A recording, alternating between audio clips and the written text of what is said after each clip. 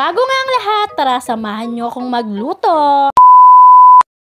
Hello mga mawe, and for today's video, tara samahan nyo naman nga akong magluto. Pero bago nga ang lahat, long time no mini vlog. Syempre, meron din namang mga araw na tinatamad talaga tayo. At kahit nga ako ang nagsasabi na maging consistent nga tayo sa pag-upload, syempre hindi naman natin maiiwasan yung mga ganitong bagay. Dadapuan at dadapuan talaga tayo ng katamaran.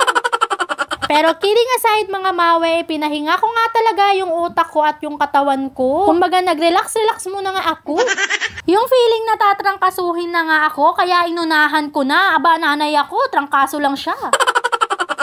Kayo din ba mga mi, nakakaramdam na rin ba kayo ng pagod sa pagbablog? Kasi halos lahat naman tayo nararanasan yan. Pero wala tayong no choice kundi pagpatuloy itong mga nasimulan natin dahil ginusto natin ito. At gusto talaga natin itong gawin na walang halong pressure. Hindi rin kasi talaga biro ang paggawa ng content mga mawe, lalong-lalo na nga yung pag-shoot. Idagdag mo pa nga doon na meron kang maliit na inaalagaan. Pero syempre kahit naman na merong mga ganong struggle, gustong-gusto ko pa rin naman itong mga ginagawa ko. Yun nga lang mga mawe, nagpahinga nga muna ako. Akala ko nga, magtutuloy-tuloy na. Diyos ko, katagal ko nga namang nagpahinga.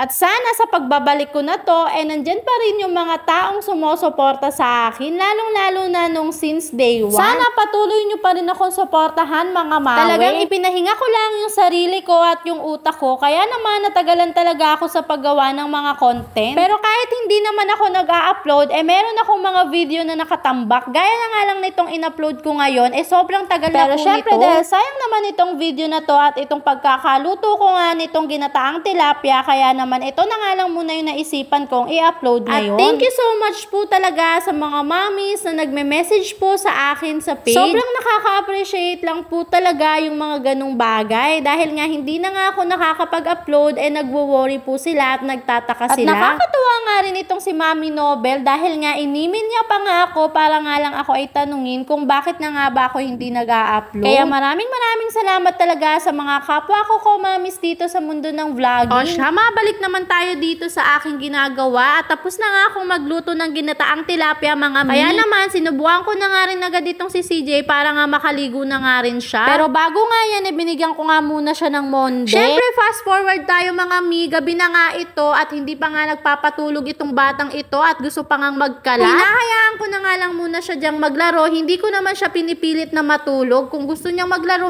siya dyan. At nakikipagtitigan pa nga sa akin itong batang ito. Diyos ko miyo. Kapag nga pinagmamasdan ko tong anak ko, talaga namang napakabilis ng panahon. Napakalaki na nga. Dati karga-karga ko lang itong maliit na batang ito. Ngayon nga mga mi, hindi mo na nga mahabol sa sobrang kakulitan. Takbo ng takbo. Pasensya na po kayo sa tummy niya at busog na busog po yung batang iyan dahil nga napakatakaw po talaga niyan. Pero basta kasi may sabaw yung ulam, talaga namang napapasabak yan si CJ. Madami po talaga siyang nakakain. And by the way mga mi, eto nga't naglalaro na nga lang siya dyan at pumapalakpak-palakpak pa nga at ako ngay inaantok na. Sabi ko nga matulog na kami, pero ayan, naglaro pa siya mga mi. Hanggang dito na lang. Maraming salamat sa panonood.